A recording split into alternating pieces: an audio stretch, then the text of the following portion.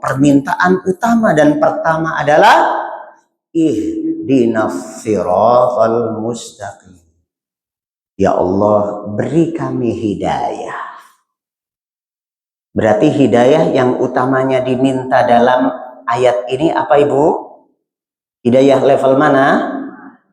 Level 2. Karena tidak mungkin ada yang bisa ngasih kecuali Allah. Kalau hidayah level pertama mah datang ke pengajian, ibu nggak minta kita kasih.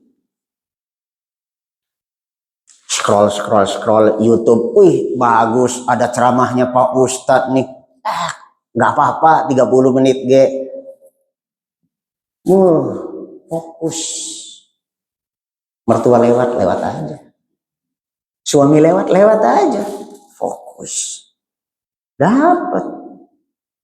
Baik, ini bagian pertama yang kita kaji. Masih siap lanjutannya? Poin pertama ibu sudah dapat. Bisa membedakan mana hidayah level 1, hidayatul ilmi wal bayan wal irsyad, dengan hidayah yang sesungguhnya yang kita cari, yaitu hidayatul taufiq. Kita dipersilahkan minta setiap hari dan malam minimal 17 kali. Cuma kita itu pada waktu mengucapkan ihdinas siratal mustaqim sebenarnya selama ini ngerti nggak sih? Itu yang jadi masalah. Barangkali ada di antara kaum muslimin kalau sholat itu sebenarnya ngelindur. What is the meaning of ngelindur? Tahu ngelindur? Ngigau. Kalau ngigau itu orang mengucapkan sesuatu sebenarnya paham nggak apa yang dia ucapkan? Tak paham dia. Ketika bangun ditanya oleh suaminya, Bu, tadi pesan apa? Katanya tukang daging suruh kirim 1 kilo ya. Apaan? Ibu nggak ngomong itu. Lah yang tadi ngomong apa itu? Oh, ngelindur rupanya ya. Dia ucapkan sesuatu tapi dia tidak paham, tidak tahu apa yang dia ucapkan. Selama ini Bapak Ibu, nah ada bapak-bapaknya semakin banyak. Selama ini Bapak Ibu, mari kita perbaiki. Sholat yang selama ini kita lakukan, ucapan di dalamnya ternyata ada ucapan doa yang sangat hebat. Ihdinas siratal mustaqim. Baik, sekarang naik ke bagian kedua, as-sirat. Apa itu as-sirat? As-sirat adalah jalan penghubung. Menghubungkan dari titik awal ke titik akhir tujuan kita.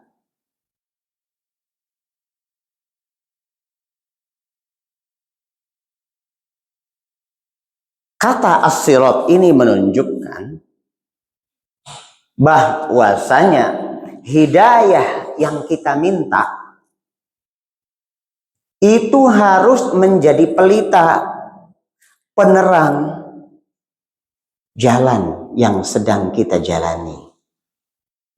Karena pada akhirnya kita akan menuju ke sana. Ibu-ibu sudah pada pulang kampung. Ada yang nggak pulang kampung ya? Memang sudah dijadikan ini Galaxy City ini sebagai kampungnya. Udah. Sekali di sini tetap di sini gitu. Jadi nggak pulang kampung. Kayak saya sama istri.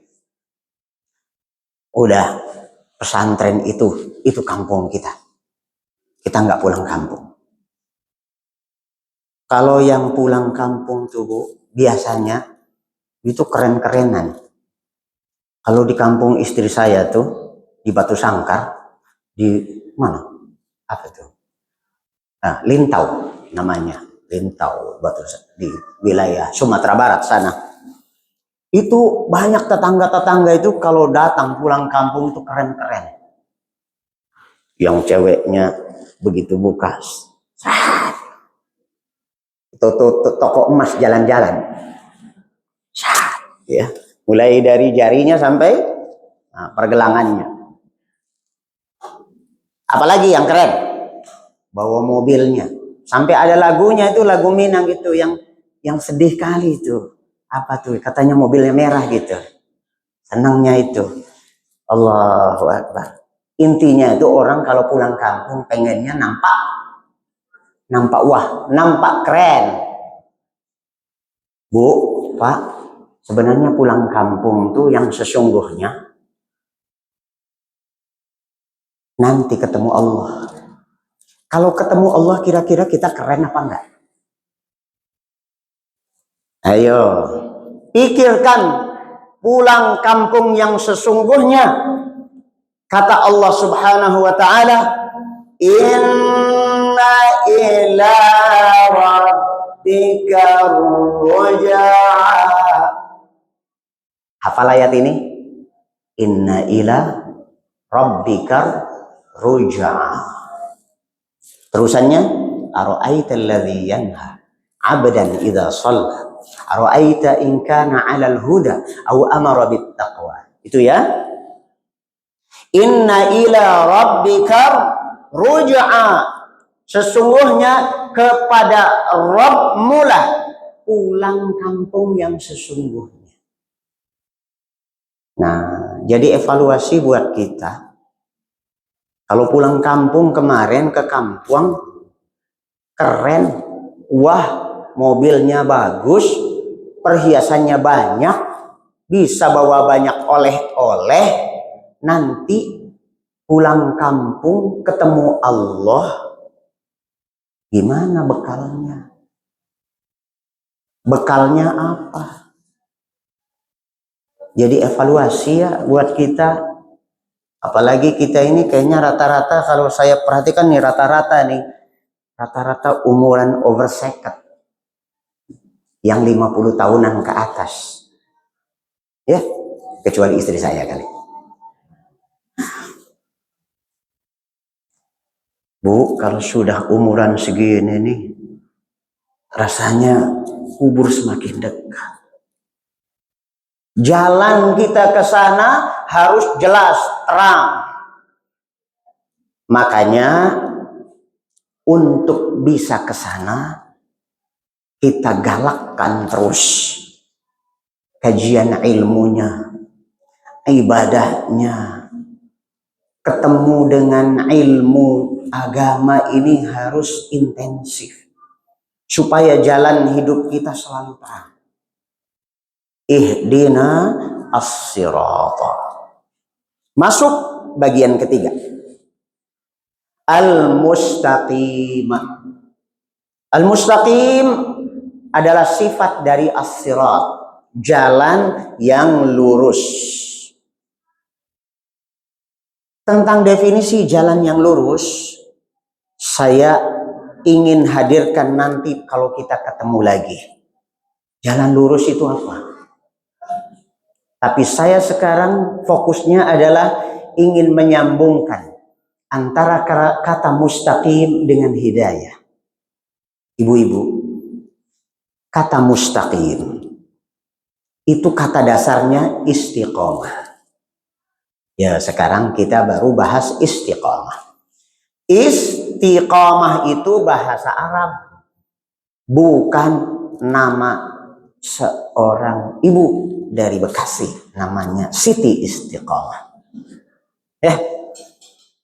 Istiqomah kalau dalam bahasa Arab itu terdiri dari dua bagian. Ada isti dan ada qomah. Isti kalau ada dalam bahasa Arab, ada isti, kan ada istiqomah, ada ista'inu, nasta'in, ista'in billah, ada isti, alif, sin, ta. Bahasa Arab itu menunjukkan minta, menuntut, mencari,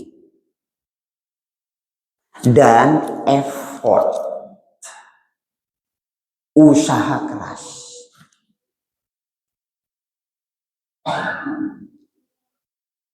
Ya.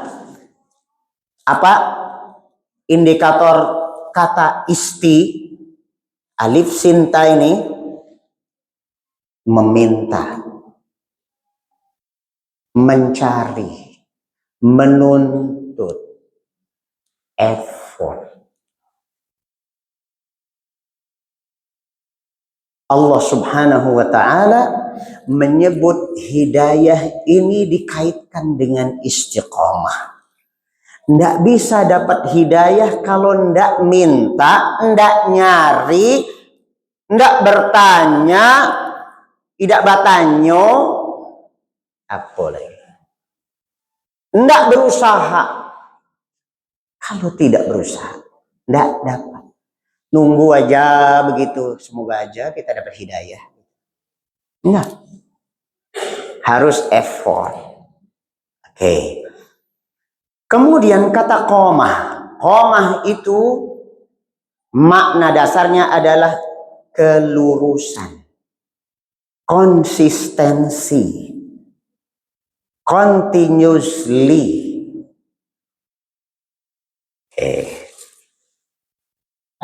Ketika orang beristiqamah, itu artinya dia berusaha untuk tetap lurus, berada di atas jalan yang benar.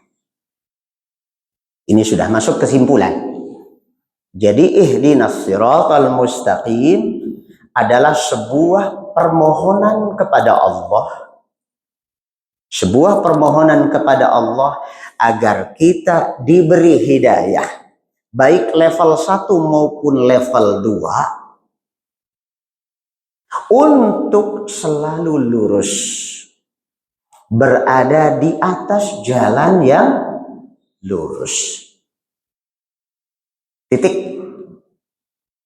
Kita baru selesaikan pembicaraan tentang makna ihdinas siratal mustaqim.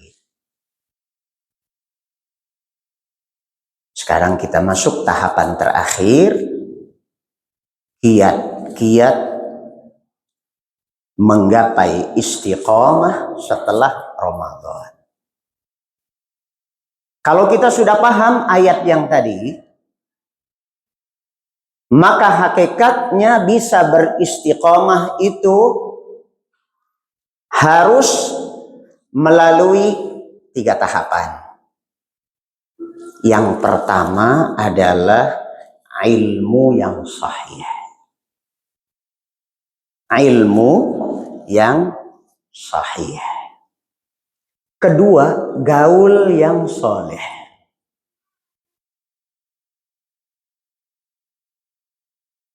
Yang pertama apa tadi? Ilmu yang sahih. Yang kedua, gaul yang salih. Yang ketiga, doa yang tulus. Doa. Mari kita bahas 3 hal ini. Siap? Masih siap ibu-ibu? Semakin gak ada yang ngomong sendiri. Tadi di awal-awal kayaknya kok saya berhadapan dengan berminar-minar. Saya niatnya ke sini ngasih seminar 1. Tapi ketika ada yang ngomong, ada yang ngomong berdua di belakang, 2 minar tuh. Yang sana ngomong juga 3 minar. Udah 3 minar. Lama-lama kalau saling ngobrol namanya apa? Berminar-minar. Ya. Sudah siap lanjut seminar saja ya? 1 arah saja dulu. Nanti kita buka sesi tanya jawab, baru ibu-ibu siapkan pertanyaan. Kita bahas dulu yang pertama apa tadi? Ilmu yang sahih. Ibu-ibu, ilmu itu bagaikan nutrisi bagi kalbu. Allah Subhanahu wa ta'ala mengibaratkan kalbu itu bagaikan tanah. Dan Al-Quran, sunnah Nabi, ilmu yang sahih itu bagaikan air hujan. Iman kita bagaikan pohon. Pohon ini menghunjam ke dalam kolbu. Apabila dinutrisi dengan air hujan, dengan siraman-siraman yang bernutrisi, ada NPK, ada pupuknya, maka pohon ini terus berkembang, akarnya semakin kuat dan akhirnya berbuah. Buahnya bermanfaat buat kita. Itu gambarannya ya. Ada unsur iman sebagai pohonnya, kolbu sebagai tanahnya, dan ilmu sebagai airnya dan nutrisinya. Maka tergantung air yang kita siramkan ke akar pohon iman kita seperti apa. Maka jangan ngasal. Nuntut ilmu jangan ngasal. Yang penting ngaji. Akhirnya yang tidak penting-penting pun dikaji pula. Karena prinsipnya yang penting. Biasanya orang punya prinsip yang penting itu, apa yang dilakukan belum tentu penting. Punten bapak-bapak, waktu mau ngelamar calon istri, mungkin istrinya ada di sini Pak. Bapak punya prinsip yang penting ya? Yang penting cewek. Kira-kira begitu nggak? Nggak mungkin. Bapak pilih calon istri itu yakin punya prinsip TOPBGT. Top banget. Iya. Nggak ada orang mau ngelamar calon istrinya yang penting cewek. Kalau pakai prinsip yang penting, maka melahirkan hal-hal yang tidak penting, hasilnya juga tidak penting karena memang dia tidak mementingkan yang penting, tapi pakai jurus yang penting. Bingung nggak? Ustadz jadi bikin bingung. Oke, kembali kepada ilmu yang sahih. Ilmu yang sahih pertama didapat dari Al-Quran. Kenapa? Karena semua perkataan Allah pasti benar. Nggak mungkin perkataan Allah salah. Maka informasi yang kita dapat dari Al-Quran begitu adanya pasti benar. Sekarang ini Bu, yang namanya informasi, orang dapat informasi itu dari mana-mana. Kita bisa nggak jamin bahwa informasi tentang Iran itu benar? Medsos semua bicara. Ya? Yang bicara tuh juga belum tentu orangnya sudah wudhu atau belum. Bisa jadi sholat atau tidak sholat. Apakah begitu kita dapatkan informasi? Maka kalau mau ngaji, check and recheck dulu sumber ilmunya siapa. Ini belajar di mana orang? Mohon maaf ibu-ibu. Sudah berkembang sekian lama kita di Indonesia ini tidak ada otoritas yang jelas tentang sumber ilmu. Asal orang pakai peci, kemudian pakai sorban, ustaz. Kurang afdal, maka kemudian bikin kartu nama. Tulis haji. Ada hajinya. Mulai naik lagi. Kurang afdal, udah haji tapi belum punya pondok. Begitu dia punya pondok, bikin kartu nama. Kiai Haji, bla bla bla. Apakah otoritas keilmuan itu seperti itu? Kami dulu di Madinah, kuliah, di hadapan para masyayikh, itu nggak sembarangan orang boleh nyampaikan ilmu di atas kursi. Maka ilmu yang kami serap itu tidak sembarangan. Kalau kita ngambil ilmu agama ini, seleksinya seperti apa? Ini penting. Ini menjadi PR ibu-ibu, majelis taklim dimanapun berada, begitu juga bapak-bapak pengurus DKM. Dan ini pesannya Nabi kita Muhammad alaihi salatu wassalam. Apa kata beliau? Inna hadzal ilma dinun. Ilmu agama ini menyatu dengan agama itu sendiri. Bagaimana ilmu yang kau dapat, yang kau ambil dari mana, itu akan menentukan bagaimana agama kita.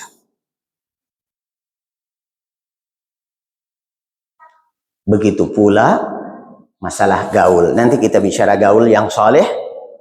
Poin kedua ya. Atau masuk saja ya? Masuk saja. Waktu kita tinggal berapa menit, Bu? Saya mau dikasih sampai berapa menit lagi nih? Sebelum duhur pokoknya. Wah, ini Ibu pakai yang penting nih, yang penting sebelum duhur. 1 menit sebelum duhur juga sama, sebelum duhur. Iya, nanti lain kali saya dikasih batasan. Ustadz ceramahnya sampai pukul sekian, biar nanti ibu-ibu dapat kesempatan bertanya. Oke ya? Baik. Bagaimana kalau saya batasi 10 menit lagi? Ya, Ibu, boleh? 10 menit lagi, kemudian ada waktu sekitar 20 sampai 30 menit bagian ibu-ibu untuk bertanya. Siap? Kita masuk pada gaul yang saleh. Ibu-ibu, gaul ini sangat tajam efeknya buat kita. Berteman dengan siapa? Bermedsos dengan siapa? Masuk komunitas grup WA-nya siapa? Ikut pengajian di mana? Bertetangga dengan siapa? Berseduluran dengan siapa? Badun sana Josia. Dengan siapa kita berkumpul, itu sangat menentukan bagaimana nanti agama kita. Dulu Nabi kita Muhammad sallallahu alaihi wasallam memberikan perumpamaan.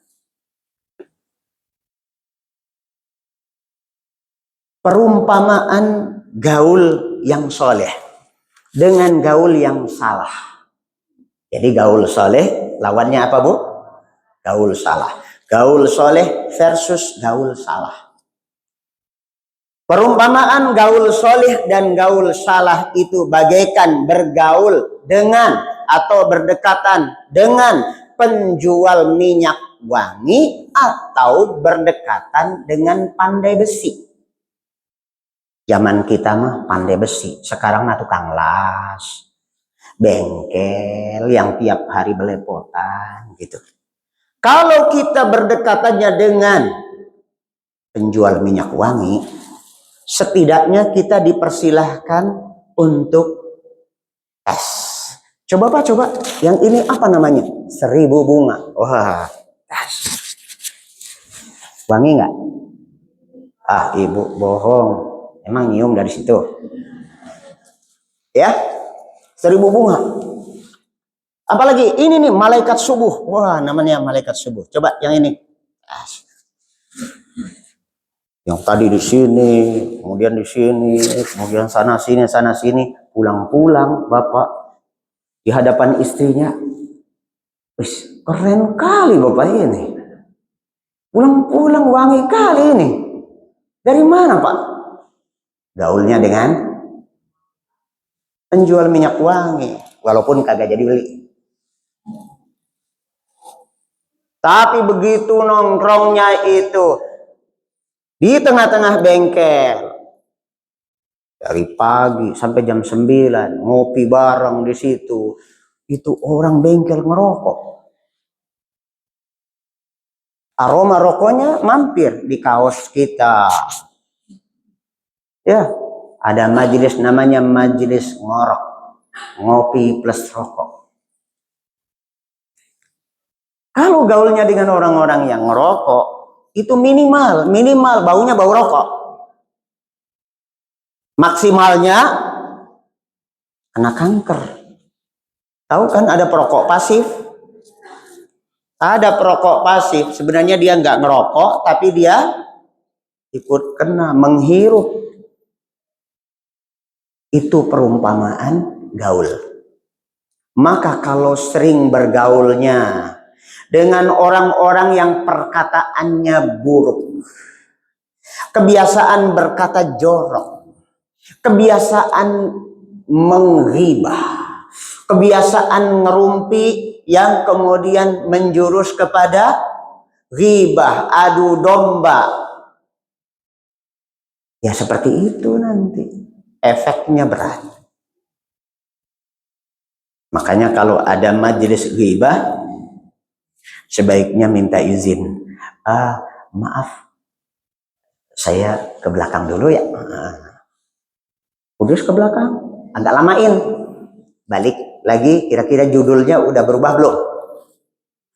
Karena kebiasaan ngerumpi nih Pak, ini kalau bapak-bapak kurang begitu ahli. Ngerumpi ini keahliannya ibu-ibu. Menit pertama 2 orang 2 judul. Nanti datang lagi 3 orang bisa berjudul-judul.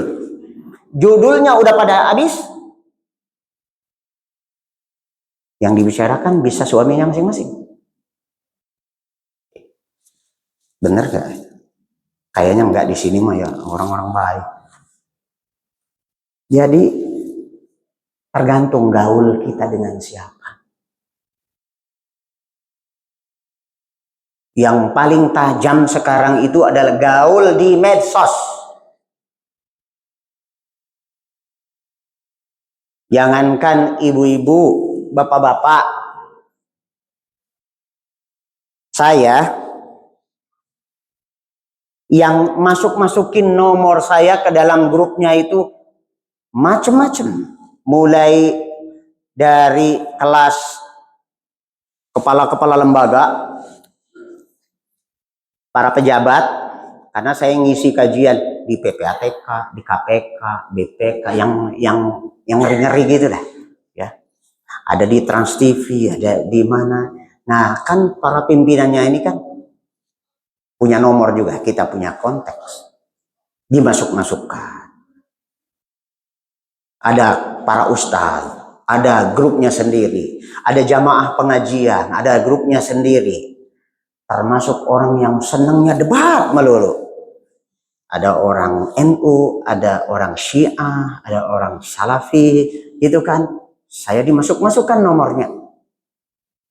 Ini orang bertengkar melulu senangnya. Habisin waktu dengan bertengkar. Tengkarnya tentang apa? Ini kita bela Israel apa Iran? Padahal bela Iran juga nggak ngapa-ngapain. Bela Israel juga ngapain juga. Capek. Akhirnya waktu kita habis. Sholat duha enggak, baca Al-Quran enggak, zikir enggak, hati semakin keras. Nah, kalau ingin hati menjadi lembut dan kemudian bisa beristiqamah. Kalau yang kemarin sebelum Ramadan mungkin punya 15 grup, yang 10 ini tidak saleh. Bukan gaul yang saleh, tapi gaul salah. Exit, please. Minta izin, pamit, maaf. Mungkin HP saya lemot. Biasanya gitu, alasan paling bijak adalah HP lemot. Karena kebanyakan grup. Tinggal 5 grup, tetapi soleh lebih baik daripada punya 15 grup, isinya merusak. Yang terakhir, setelah gaul soleh apa Bu? Doa yang tulus. Doa ini penting sekali. Ibu-ibu sudah pernah hafal doa ini? Allahumma a'inni ala dzikrika wa syukrika wa husni ibadatik. Coba sama-sama yuk. Biar yang kurang hafal jadi hafal. Allahumma a'inni ala dzikrika wa syukrika wa husni ibadatik. Allahumma a'inni ala dzikrika wa syukrika wa husni ibadatik. Allahumma artinya ya Allah, a'inni, bantu aku ya Allah, bantu aku. Bu, kita nggak mungkin bisa hidup di dunia ini dalam hal apapun tanpa bantuan Allah. Bantu aku ya Allah, ala zikrika, untuk selalu berzikir. Ibu-ibu, kita dari waktu ke waktu banyak dosa. Omongan kita dari waktu ke waktu sering melenceng. Pandangan kita, sikap kita dikit-dikit bikin dosa. Ramadan bulan tobat, Syawal bulan kumat. Kumat lagi, kumat lagi. Yuk, paling tidak setiap kali kita ingat, itu coba istighfar. Ya. Karena Al-Quran ini memberi kita informasi dua hal. Pertama, penyakit kita. Yang kedua, obatnya. Itu kata Nabi Shallallahu Alaihi Wasallam.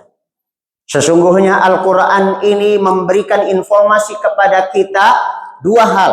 Satu, penyakit kita. Penyakit kita apa? Dosa. Obatnya apa? Istighfar. Maka minimal setiap saat kita habis ngobrol, aduh, ngomong nggak baik lagi ini saya, astagfirullah. Yang paling pendek aja, biar gampang. Astagfirullah, astagfirullah, astagfirullah. Kita banyak dosa, tapi selama kita nanti di catatan amal tuh kita baca, alhamdulillah, astagfirullahnya banyak. Aman di akhirat nanti ketika kita pulang kampung menghadap Allah, catatan amal kita banyak, istighfarnya aman. Ya, istighfar. Doa tadi apa? Allahumma a'inni ala dzikrika wa syukrika wa syukrika. Dan selalu bersyukur kepadamu. Dengan syukur ini kita akan ditambahin terus nikmatnya. Tidak ada satupun manusia yang tidak membutuhkan nikmat dari Allah. Ya, maka apapun kita syukuri, sampai sakit pun disyukuri. Alhamdulillah saya dikasih sakit. Seandainya nggak dikasih sakit bisa jadi Fir'aun. Fir'aun sesombong itu karena memang nggak dikasih sakit. Yang terakhir, wa husni ibadatik, artinya menyempurnakan ibadahku kepadamu. 3 permintaan ini kepada Allah coba dibiasakan. Minimal kapan bacanya? Sebelum salam. Masya Allah.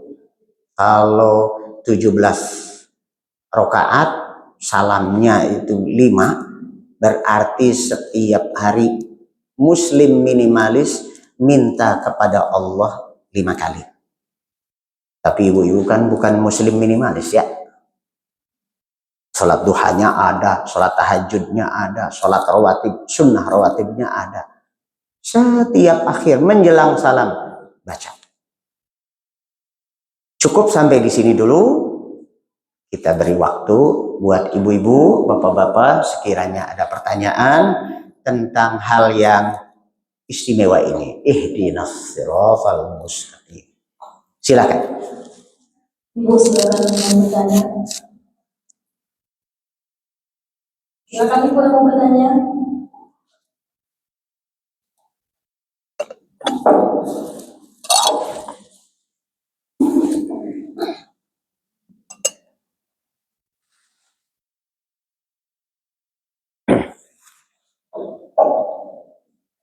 Nanti lain kali bisa disiapkan kertas, supaya ibu-ibu bisa menyiapkan pertanyaannya selama pengajian. Silahkan.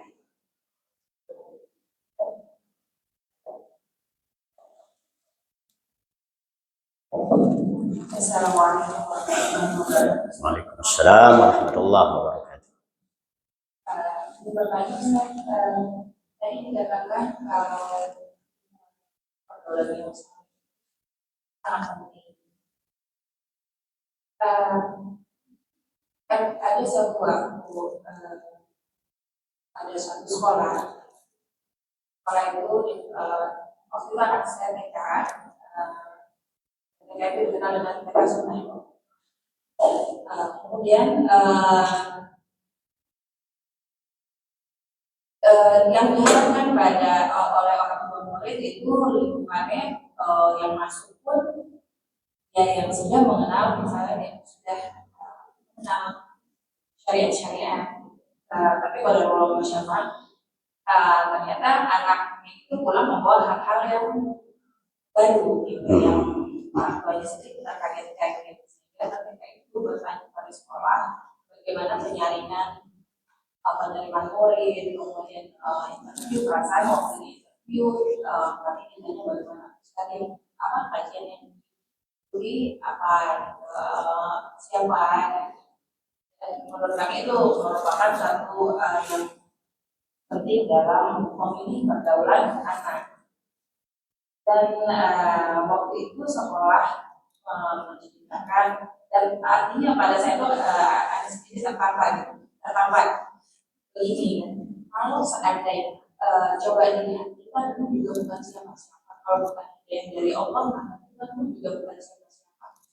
Dan ketika kita hanya memilih orang-orang yang sudah tahu jalan yang benar, bagaimana kita berdakwah kalau mungkin dengan cara kita menerima orang yang belum paham, kemudian anak yang bawa itu ke rumah, maka di saat itu tidak ada yang setelah itu yang akan datang atau perasaan anak sendiri merasa malu sekali.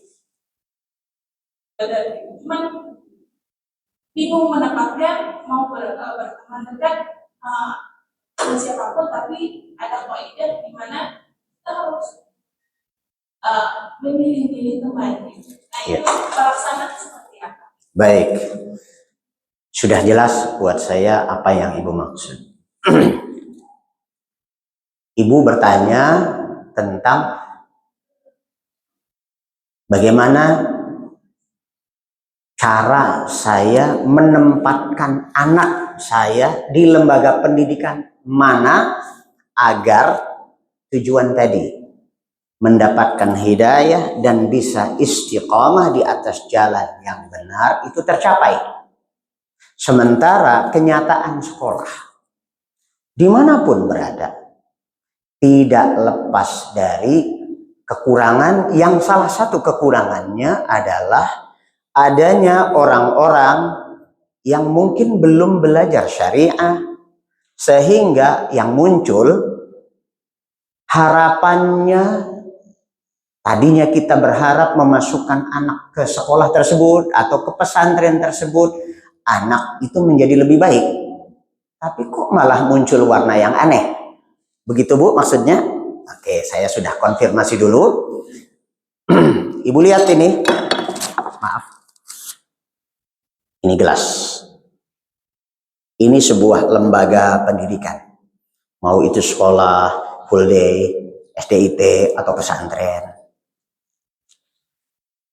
Sekolah itu pada dasarnya, sekolah manapun tidak ada yang didirikan untuk merusak anak. Betul? Setuju dulu sama saya? Oke. Tetapi kemudian orang-orang tua inilah yang kemudian memasukkan anaknya, ada yang warnanya teh, jadilah air coklat. Ada yang memasukkan dominan merah, ini teh rosella, masuk merah. Ada lagi, sehingga kalau kita mengharuskan sebuah komunitas bernama lembaga pendidikan tetap warnanya seperti ini, tidak akan ketemu sampai hari kiamat. Itu dulu yang harus kita pahami. Maka yang harus kita tanya pertama harus detail kepada lembaga pendidikan. Bila perlu ketemu tuh dengan konseptor aslinya, ini yang bikin kurikulum siapa di sini? Kalau saya di pesantren, saya memasang diri setiap kali ada orang tua santri yang masuk, dia harus kenalan sama saya. Bu, Pak, nanti anak Bapak, Ibu, kita olah seperti ini. Yang kami akan ajarkan adalah ini. Goalnya, targetnya adalah ini. Bapak, Ibu setuju dengan saya? Nih kitabnya, nih apa? Sumbernya. Jadi saya di sini yang mengonsep dan saya juga memonitor dan saya memimpin langsung. Bukan saya konsep kemudian saya pergi. Itu. Kita umumnya orang tua itu nggak melakukan itu. Taunya apa? Itu sekolah sudah terkenal, banyak muridnya, akreditasinya A, bla bla bla, fasilitas dan sebagainya. Bahkan yang dilihat kamar mandi ini. Jadi parameter pelayanan publik. Parameter pelayanan publik yaitu hotel. Ya, wah ini mah kayak pasar, toiletnya jorok. Wah ini mah kayak hotel, dia berani bayar mahal. Yang penting mahal, guru-gurunya keren, sekolahnya, fasilitasnya ini. Akhirnya rusak anak kita. Jadi saran saya, ketika ibu-ibu ingin memasukkan anak ke sekolah atau pesantren, fokus dulu nih kepada konsep kurikulum yang mau diajarkan. Adapun nanti gaulnya sama anak-anak yang lain, maka kita bisa perbaiki lewat komunikasi. Pertama, komunikasi antara ibu sebagai orang tua dengan guru-gurunya. Kalau ada sesuatu yang mungkin ibu lihat, wah ini pelanggaran syariah ini, komunikasi.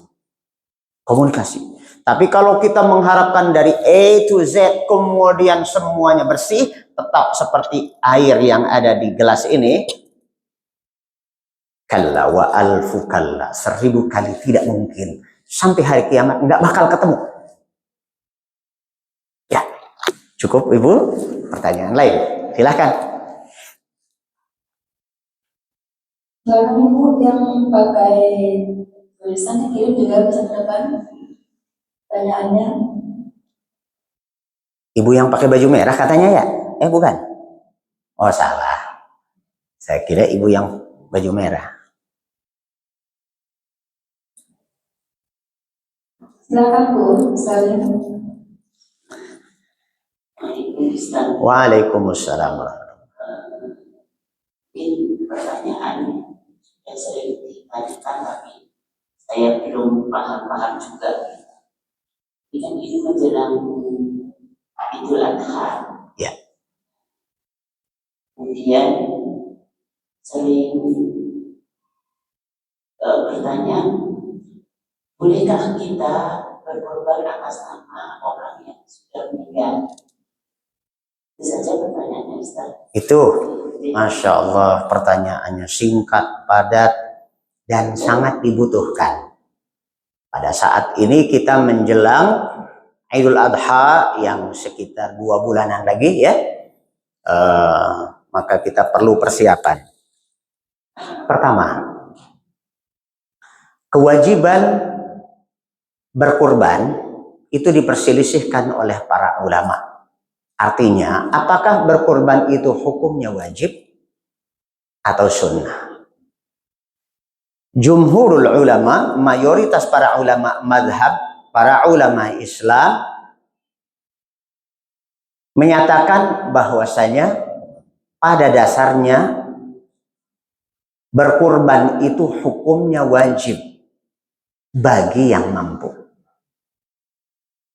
Nah, masalah fikih yang ini tidak akan bisa dirubah. Ada perbedaan pendapat sana sini, itu hal yang sudah lazim terjadi. Oke. Masalahnya adalah, apa ruginya kalau kita berkurban? Mau disebutnya hukumnya sunnah, sunnah muakkadah atau wajib, oh sesungguhnya kembalinya kepada kita keuntungan yang besar. Kemudian masuk pada pertanyaan ibu. Ini berkurban kalau diniatkan untuk orang yang sudah meninggal, terus buat ibu apa? Jadi saran saya, kalau berkurban, berkurbanlah, itu uang ibu, ibu berkurban, kemudian doakan ibu yang sudah meninggal agar mendapatkan pahala dari apa yang ibu amalkan. Saya kira itu lebih bijak. Ibu nggak kehilangan pahala. Tapi kalau ibu niatkan, ini kurban atas nama mamah yang sudah meninggal, rahimahullah. Innamal a'malu binniyat. Amal itu bergantung niatnya. Niatnya untuk ibu, ya ibunya nggak dapat. Oh, itu untuk ibu yang meninggal. Sementara orang meninggal itu tidak ada kewajiban kurban. Saya boleh tambahkan ibu, sebenarnya saya berharap ada pertanyaan ini yang itu nyambung dengan masalah ini. Yang justru lebih banyak ini terjadi di kalangan kaum muslimin. Pernah dengar bahwa kalau kambing itu untuk 1 orang, kalau sapi itu untuk 7. Betul tak? Pernah dengar gak begitu? Atau memang bapak ibu pemahamannya seperti itu? Mungkin barangkali di antara kita ada, iya kalau kambing mah 1 orang. Kalau sapi itu baru 7 orang. Ya. Saya ingin ajak ibu berselancar pikirannya ke zaman Nabi Shallallahu Alaihi Wasallam. Dulu Nabi kita Muhammad Shallallahu Alaihi Wasallam pada suatu Idul Adha menunjukkan kepada umatnya, beliau mengambil 1 ekor domba gemuk, namanya kabsh, begitu.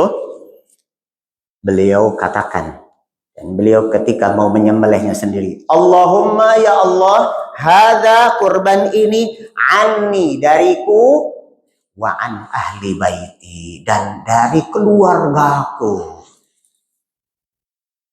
Enggak 1 orang 1 tuh. Lah kalau Nabi yang ngasih contoh begitu, macam mana ini disebut salah? Nggak mungkin kan disalahkan, oh Nabi salah, masa 1 untuk sekeluarga? Ayo, macam mana kita mau salahkan Nabi? Bisa? Ini terlepas dari perbedaan pendapat. Kalau ngaji itu kan nggak jauh dari beda pendapat kalau masalah fikih. Tapi sekarang kalau kembali, berani nyalahin Nabi? Jadi hukum asalnya sebenarnya kurban itu, mau itu 1 ekor, mau 10 ekor, 100 ekor kita niatkan ini kurban dariku dan atas nama 1 keluarga besarku, semuanya dapat. Nah sekarang kalau nanti ibu-ibu mau berkurban nih, ya masih kayak zaman dulu enggak? Tahun ini kurban enggak bu? Enggak, saya mah enggak kurban. Yang kurban bapak. Ibunya enggak dapat. Yang kurban bapak.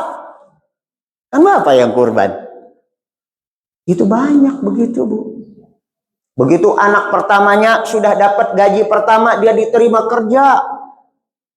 Alhamdulillah itu anak pertama katanya dia mau kurban. Jadi tahun ini saya nggak kurban, bapaknya nggak kurban. Itu anak pertama. Terus bapak ibu gimana? Jadi kurban itu asalnya 1 ekor untuk 1 keluarga. Itu acara keluarga aslinya itu. Bukan acara komplek. Kalau kita makan sekarang tuh, kalau kurban tuh mesti banget orang sekomplek datang. Orang sekompleknya isinya 3.000, tapi di halaman masjid isinya cuma 10 ekor. Kumaha tuh? Terang ya. Ya. Ya, jelas ya? Oke, pertanyaan lain? Masih ada? Mangga?